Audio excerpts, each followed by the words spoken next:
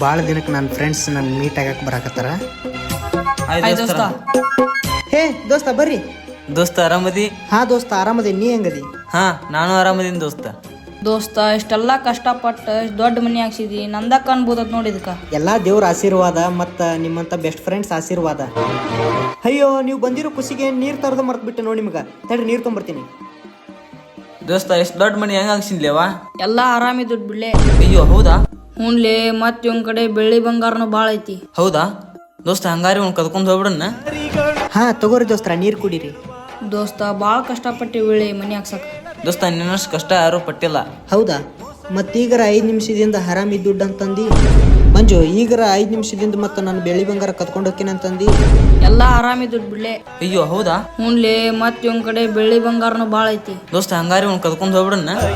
ಈಗಿನ ಕಾಲದಾಗ ನಮ್ಮವ್ರು ಅಂತ ಯಾರನ್ನೂ ನಂಬಾರ್ದು. ಯಾರಿಗೆ